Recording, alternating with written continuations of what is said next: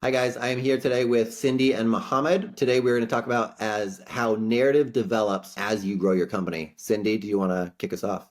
Absolutely. Narrative is so important, and many people know this, and yet it's very challenging sometimes to get the right narrative or storyline out for your fund if you're a fund manager, or for your innovation if you are a founder. And story, one thing to know about story is that it is 22 times more powerful than a fact.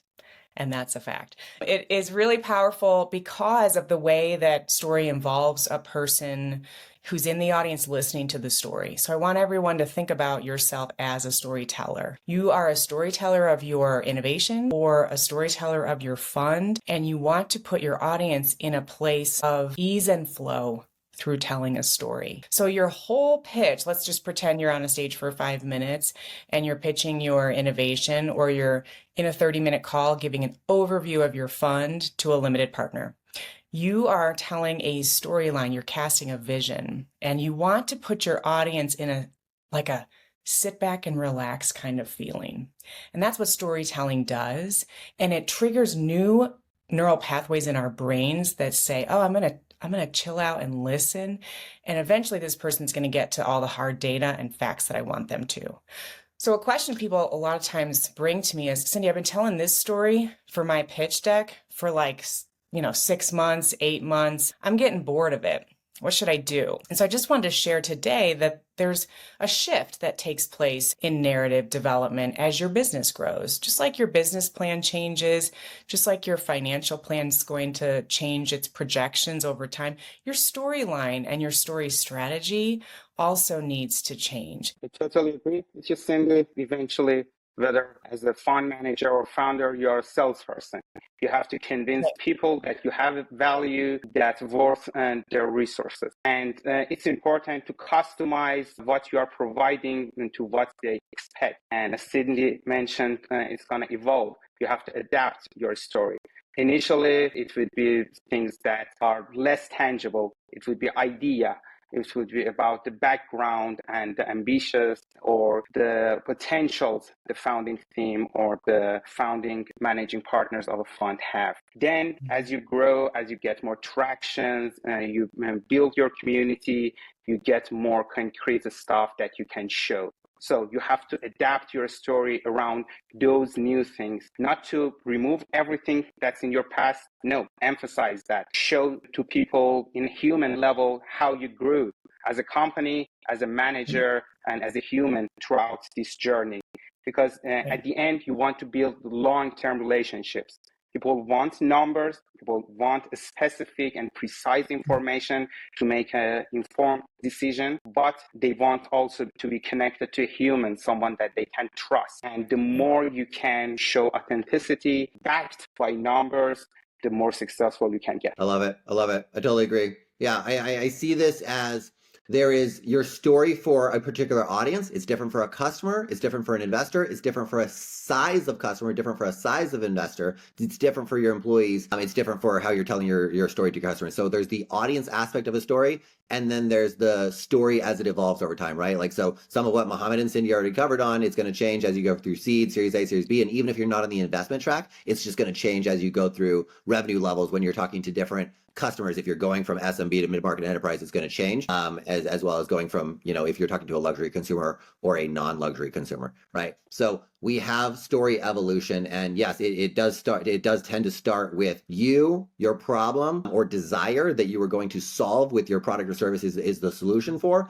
But then later stages, right, it is more of that vision of what you're going to do for that particular customer, for the world, etc. And it matters more. And like Mohammad was saying, it does include a lot more numbers as well, especially to investors, or the results that you're going to drive for customers. It is not just words. We have to get WPND, word precision, numbers, and dates. Too many people are saying general abstracted words, and we want to get specific word precision and then add numbers and then add dates, right? Because to say I'm going to grow your company faster than ever is one claim, but can I say I'm going to grow you from 1 million to 2 million in 12 months or in 6 months, a number and a date that is quantifiable, right? How much weight are we going to lose, etc. So audience, story size, and then there's elements to a story, right? So it's like, it's the hook, It's the middle part that's building up. There's a climax, there's an end and a takeaway that people want to remember that is very short and memorable in one sentence, that is the short and memorable with defensible kind of numbers in there. That way we're getting the emotion. Our brain is going to remember the emotion neuronally a lot better. And the hook, we can be A/B testing and changing up the hook depending on who we're talking to, right? Because the hook is going to be specific to each of those investors, but maybe the meat of your story is a little bit more the same because that's about you, your story, the problem, the solution. But then the hook is different because the hook for one person might be like, hey, I know investor A, you're looking for this kind of a return in this kind of a timeline. So I have to put that hook onto my story about this particular product, right? So stories are a lot of component parts that you can swap them out. And so you could end up having 50 or 100 different stories because the first 30 seconds of each of those stories, depending on who the audience was very much swapped out. The takeaway was very much swapped out. And then for somebody else, they wanted emphasis on certain parts versus some other parts didn't need emphasis, right? So depending on who it is or what stage you're in, it's not about having a story in your mind necessarily. It's about which parts am I emphasizing or not, kind of like peek and hide kind of things, because that's conducive to the audience, because our story isn't to be comprehensive and accurate. A pitch deck is not to be comprehensive and accurate. A sales call is not to be comprehensive and accurate. It is supposed to hook them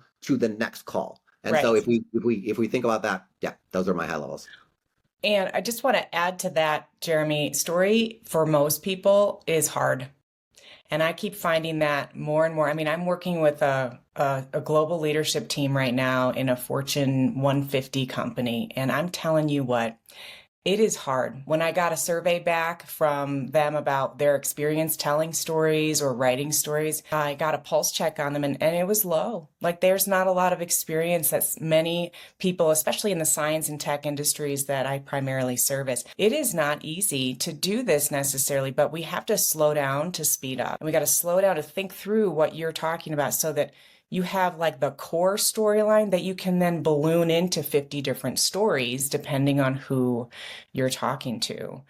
You need to follow a pattern and some steps toward that so you feel confident that the story is accurate and correctly developed according to Freytag's 5-point story arc. That's where it's all born and that's where it all sits. Yeah. What you both mentioned, I see that there's for a story, there is the content, there is the sequence, and there is the framing of the delivery of this story. And since you both are pioneers in storytelling, one question I have from the best practices you've seen is how to implement the feedback you received for improving your story. Great question. I just did a masterclass yesterday with 70 innovators working on personal storylines and elevator pitches.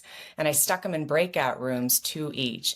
And the feedback, I was very clear, like, guys and gals, you have got to listen to the feedback that you're receiving. And those of you giving feedback, you have to be right at them. Like, help these people out. Tell them what stuck from their elevator pitch that they're trying out on you. What word made your brain kind of wake up and go, ooh, I like that. That one made me wonder what else you might mean by that. Or this is where I kind of got lost and I kind of zoned out when you started talking about this. So you might want to shorten it up.